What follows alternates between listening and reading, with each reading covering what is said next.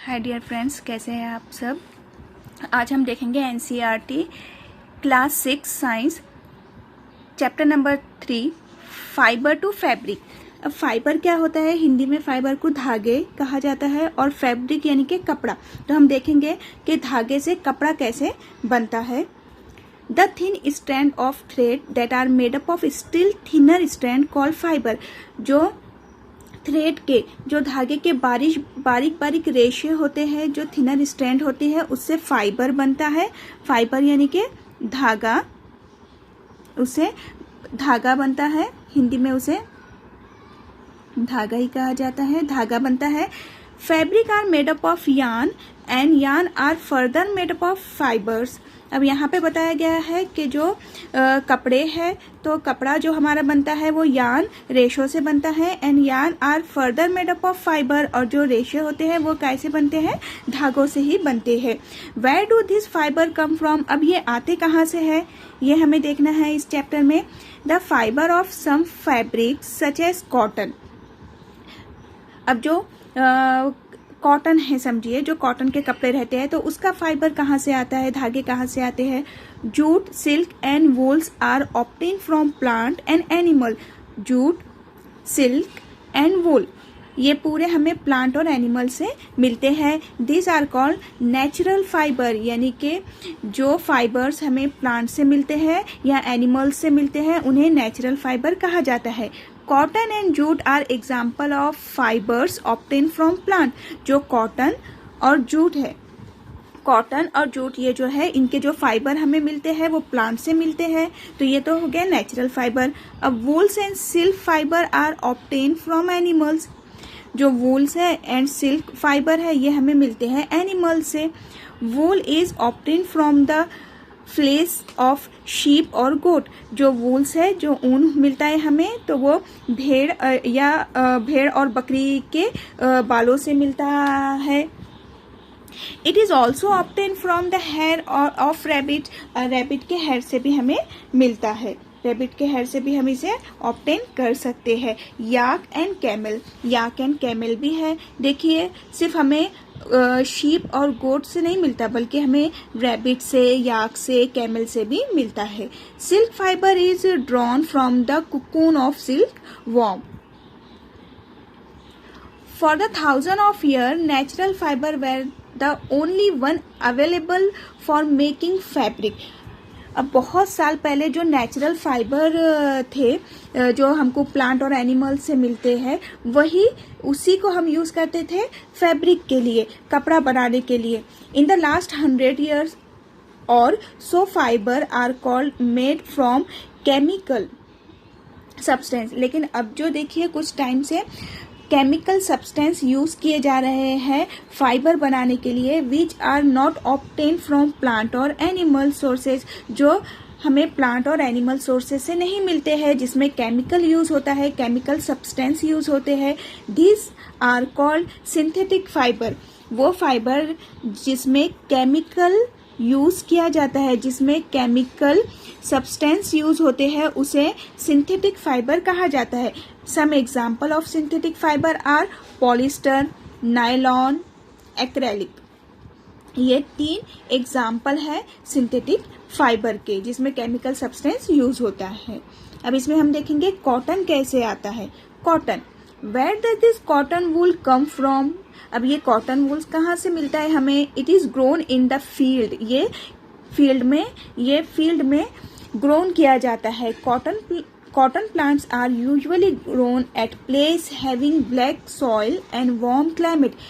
जो कॉटन के प्लांट होते हैं, ये जनरली कहाँ पर ग्रोन होते हैं, इनके लिए ब्लैक सॉइल लगती है, काली मिट्टी लगती है, एंड वार्म क्लाइमेट, और क्लाइमेट कैसा लगता है, वार्म लगता है इन्हें।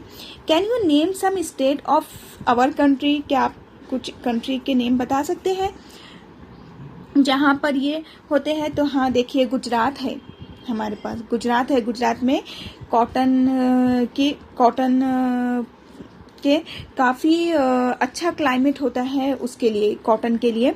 The fruit of cotton plant, cotton balls are about the size of a lemon. जो कॉटन बॉल्स होते हैं तो उनका साइज लेमन की तरह होता है। देखिए यहाँ पर बताया गया है, इनका साइज जो बॉल्स होते हैं उसके एक लेमन की तरह उनका साइज होता है।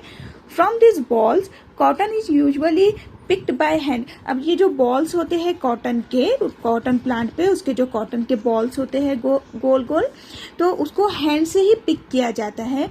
Fibre are then separated from the seed by combing. अब यहाँ पे जो कॉटन बॉल्स होते हैं ना, तो उसमें सीड्स भी होते हैं और कॉटन भी होती है, तो उसको सेपरेट कैसे किया जाता है? कोम्बिंग से, कंघा किया जाता है। देखिए कोम्बिंग से किया जाता है, उसको कंघा किया जाता है। This process is called ginning. ये जो प्रोसेस है जिसके जरिए कॉटन बॉल्स में से जो सीड्स है और जो कॉटन है उनको जो सेपरेट किया जाता है, तो इस प्रोसेस को गिनिंग कहते हैं, जिसमें कोम्बिंग की जाती है। ये कंघा देखिए, कंघे से सेपरेट किया जा रहा है उसे।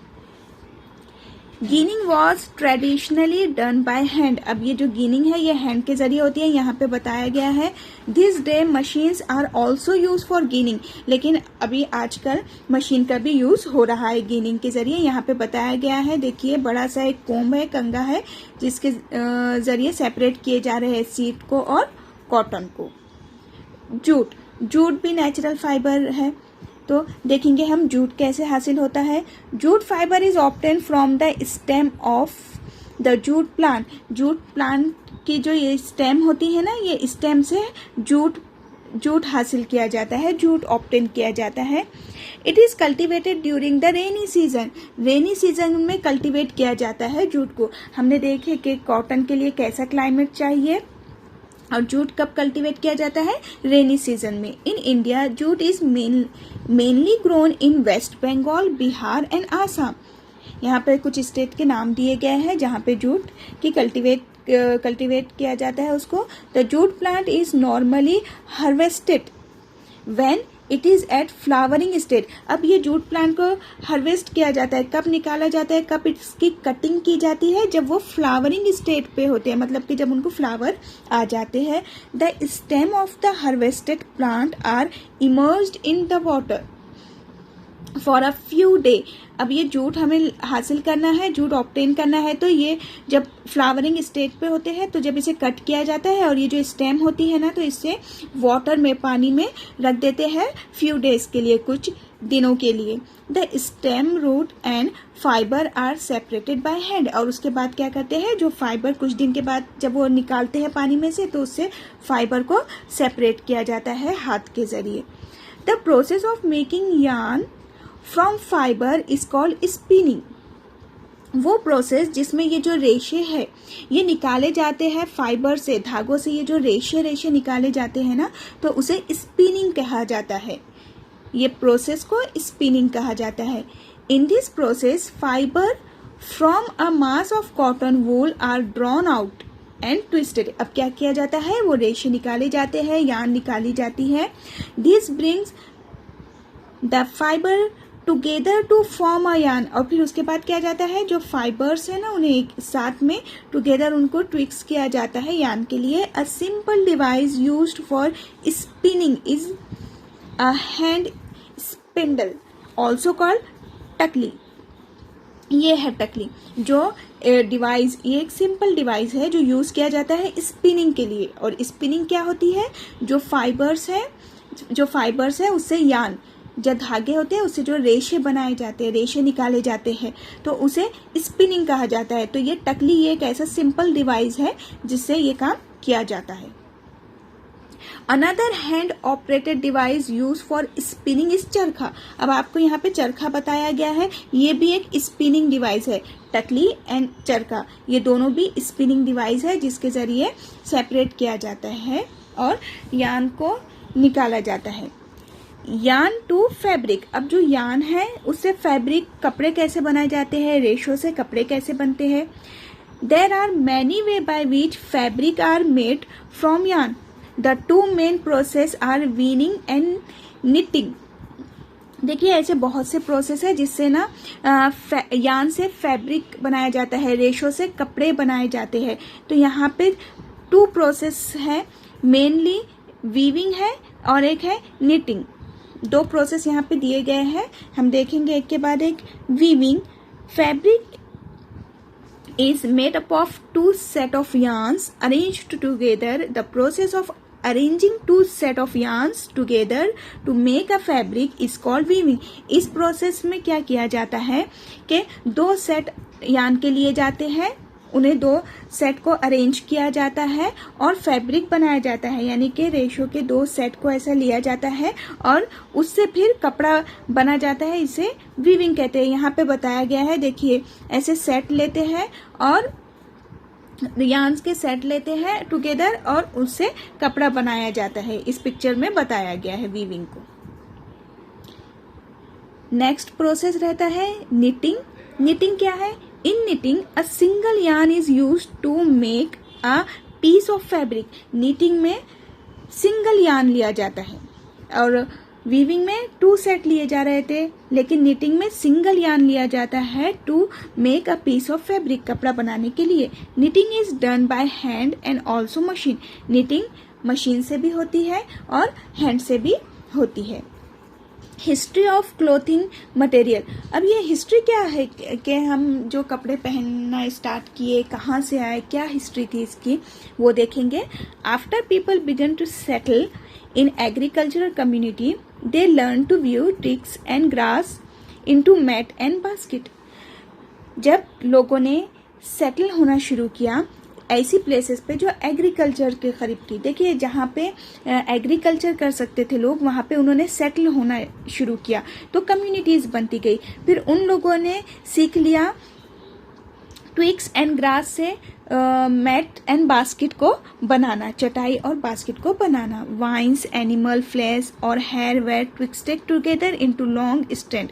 अब उन्हें ये चीज़ आ गई थी कि एनिमल वाइन से, एनिमल फ्लैश से, हेयर से ट्विक्स करके कैसे स्ट्रैंड को बनाते हैं, रेशो को कैसे बनाते हैं। This were woven into fabric.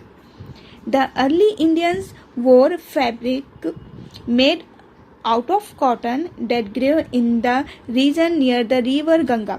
अब यहाँ अर्ली जो लोग थे, इंडियंस थे, वो तो कॉटन पहनते थे जहाँ पर वो कॉटन को, जो कॉटन वहाँ पे ग्रे होता था खास तौर पे रिवर गंगा के पास होता था। Flax is also a plant that give natural fibre. और वो जो प्लांट था रिवर गंगा के पास वो था फ्लैक्स। ये फ्लैक्स प्लांट था, नेचुरल फाइबर देता था। In ancient Egypt cotton as well as flax were cultivated near the river Nile and were use for making fibre. और इजिप्ट में कॉटन के साथ साथ फ्लैक्स दोनों प्लांट की कल्टीवेशन होती थी नाइल रिवर के पास। In those days stitching was not known. लेकिन उन दिनों स्टिचिंग, ये सिलाई करना तो आता नहीं था, पीपल नोन तो थे नहीं। People simply draped the fabric around different part of their body. लोग क्या करते थे, सिर्फ ना लपेट लेते थे अपने बॉडी के डिफरेंट पार्ट को फैब्रिक से, कपड़े से। Many different way of draping fabric where used. बहुत सारे ऐसे तरीके थे उनके अपने आप को लपेटने के फैब्रिक से। With the invention of the sewing needle, people started stitching fabric to make cloth. जैसे ही इन्वेंशन हुआ निडल का, उसके बाद लोगों ने स्टिचिंग स्टार्ट कर दी, सीना स्टार्ट कर दिया कपड़ों को। Stitched clothes have done through many variations since this invention, but is it not amazing that even today sari, dhoti, lungi and turban is used as an unstitched piece of fabric? लेकिन जैसे ही ये stitching का काम शुरू हुआ, लोग cloth बनाने लगे और यूज़ करने लगे। लेकिन अभी भी कुछ चीज़ें ऐसी हैं जो हम बिना स्ट्रेच ही यूज़ कर लेते हैं, पहन लेते हैं। जैसे कि साड़ी देखिए, धोती, लुंगी है, टर्बन यानी कि पगड़ी जो होती है, तो इनको स्टिच नहीं किया जाता, वैसे ही अभी भी इन्हें ड्रैप किया जाता है, लपेट लिया जाता है। तो ये था हमारा चैप्टर जिसमें बताया गया था कि फाइबर से, धागों से फैब्रिक कैसे बनती है, नेचुरल फाइबर कहाँ कहाँ से आते हैं, जिसमें कॉटन एंड जूट बताया गया।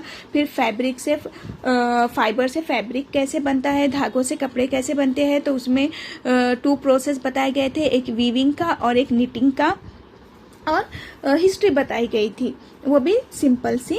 अब यहाँ पे क्वेश्चन आंसर दिए गए हैं, देखिए ये सारे क्वेश्चंस है, इसके आंसर भी यहाँ पर दिए गए हैं और काफ़ी सिंपल है क्वेश्चन आंसर, आप आसानी से कर सकते हैं। मेरा वीडियो आपको पसंद आया है तो इसे लाइक कीजिए, शेयर कीजिए, सब्सक्राइब कीजिए। Take care student, bye.